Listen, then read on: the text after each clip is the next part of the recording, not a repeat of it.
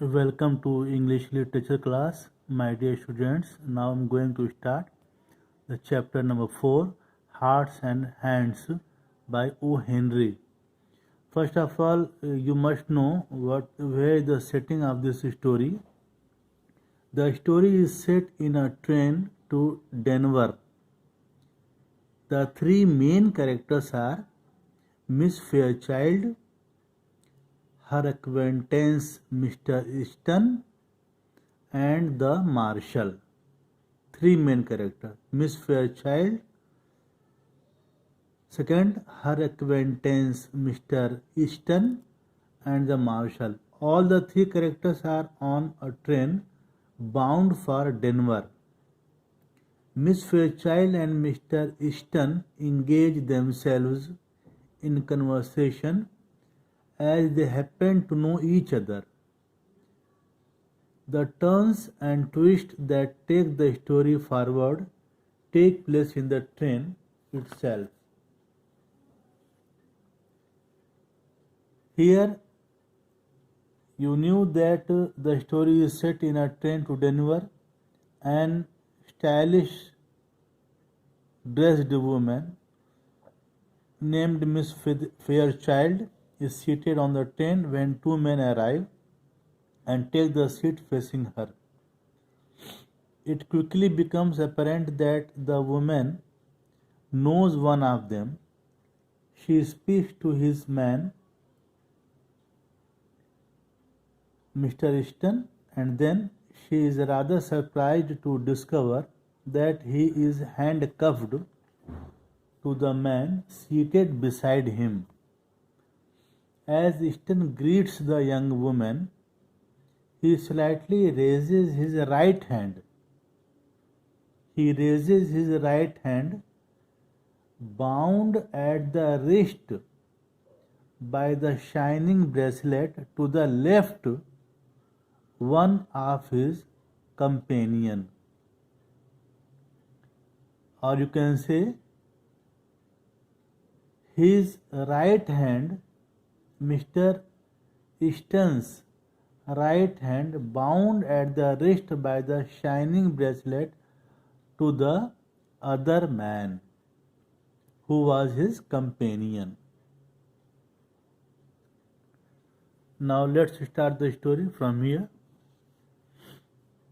At Denver there was an arrival of many people, of passengers,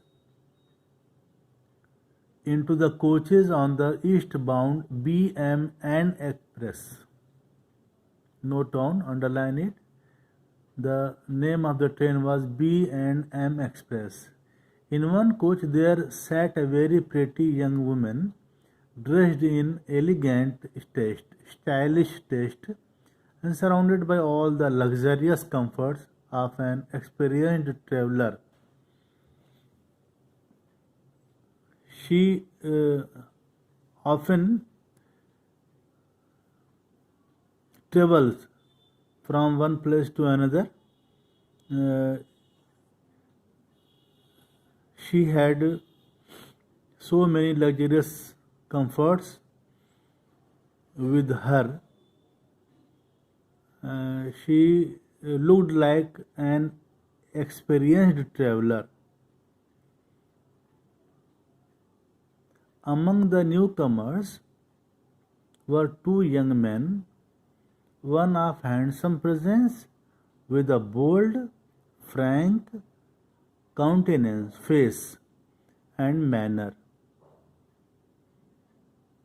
There were two young men entered, newcomers in the coach, one of handsome presence with a bold, frank face and manner, the other a ruffled means wrinkled, glum-faced, gloomy person, heavily built, strong person, and roughly dressed.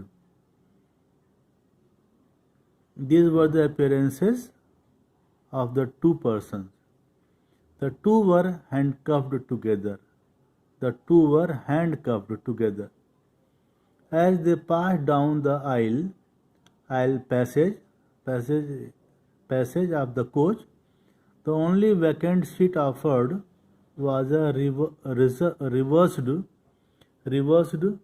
moved back, one facing the attractive young woman. When they sat, a woman was facing her. That was Miss Fairchild. Here, the linked couple seated themselves. Linked means handcuffed couple, the two persons. The young woman's glance fell upon them with a distant, swift disinterest. She had not shown any interest about those persons. Then, with a lovely smile brightening her countenance, brightening her face, and tender pink tinging slightly colored her rounded cheeks, she held out a little grey gloved hand. She held out a little grey gloved hand. When she spoke, her voice, full, sweet, and deliberate,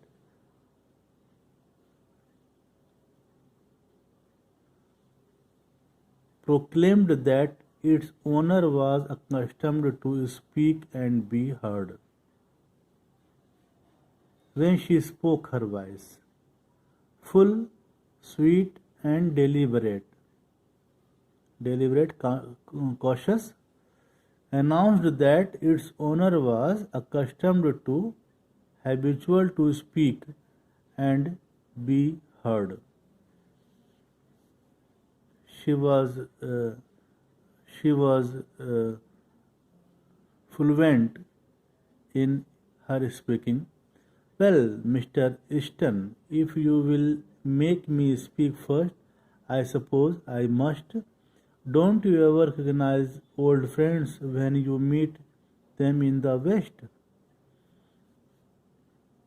She said to Mr. Easton that if he does not recognize her, as she was the old friend met in the West. The younger man awakened himself sharply at the sound of her voice, seemed to struggle with a slight embarrassment, awkward feeling, which he threw off instantly.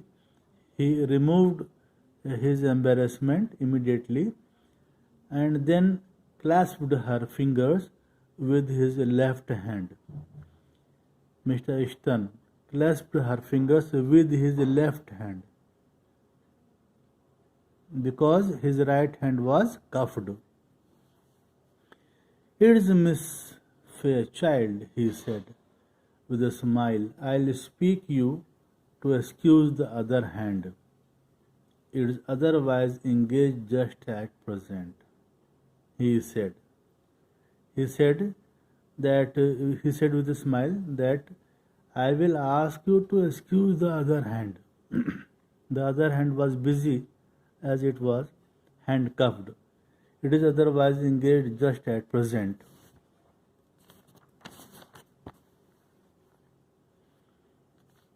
He slightly raised his right hand. Underline it.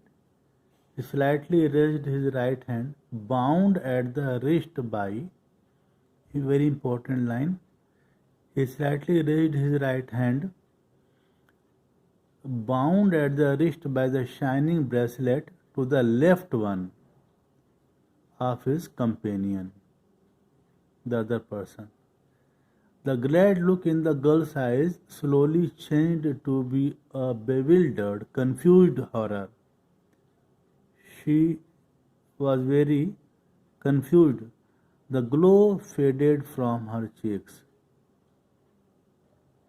The glow, the shining which was shown on her face was faded. Her lips parted in a vague, not clearly expressed, relaxing, distressed pain. She became very embarrassed and she was in great pain. Easton, with a little laugh, as if amused, was about to speak again. Easton understood what that girl, that pretty woman thought about him. He wanted to say something when the other four stalled, anticipated beforehand, forestalled, anticipated beforehand. He understood, the other understood what he wanted to say, forestalled him. The glum-faced man had been watching the girl's countenance. The glum-faced man had been continuously watching the girl's face with veiled glances, with concealed glances from his keen, sharp, shrewd, practical eyes, as he was marshal. The second man was the marshal. You will excuse me for speaking, miss, but I see you are acquainted, known with the marshal here. The original marshal said that Mr. Easton was marshal. If you will ask him to speak a word for me when we get to the pen, he will do it, and it will make things easier for me there. He is taking me to Leavenworth prison. The marshal said to the woman that Mr. Easton is taking him to Leavenworth prison. It is 7 years for counterfeiting. Counterfeiting means a kind of fraud. For 7 years. It is 7 years for 7 years prison for a fraud. Oh, said the girl with a deep breath. She relaxed. She relaxed. The woman, the girl, whatever is written here, deep breath and returning color. She relaxed, and the color which was faded from her face, from her countenance, returned again. So that is what you are doing out here, marshal. She understood that Mr. Easton is marshal, though you understood that the other person was a real marshal.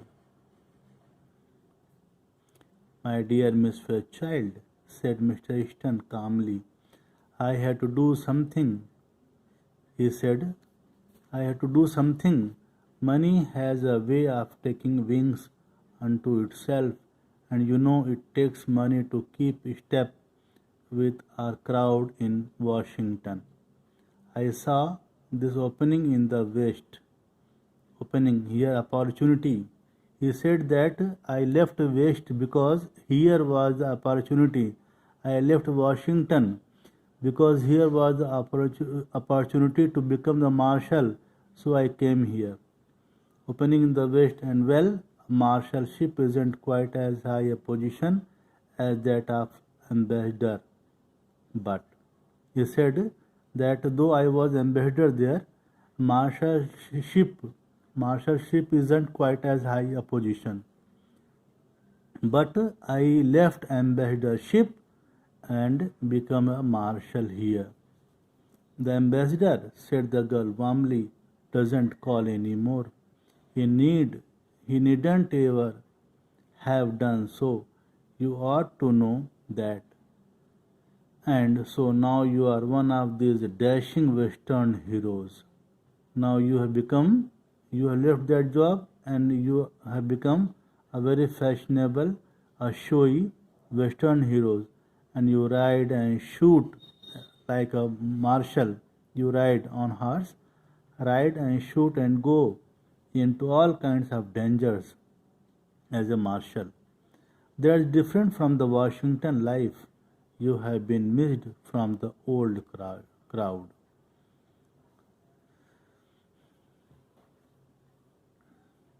The girl's eyes, fascinated, charmed, went back, widening a little to rest upon the glittering handcuffs.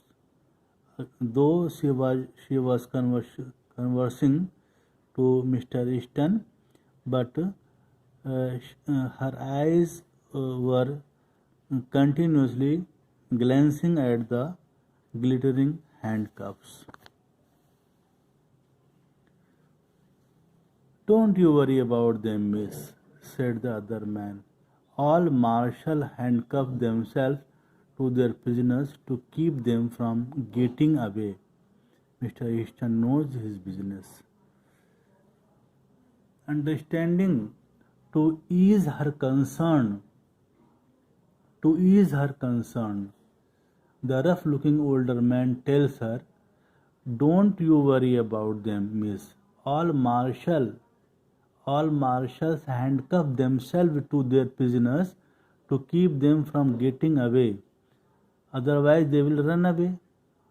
So all the marshals handcuff themselves to their prisoners to keep them from getting away." Mr. Easton knows his business. Mr. Easton knows his business, so he had handcuffed me. Today till here, rest of the paragraphs will be explained tomorrow. Thank you so much.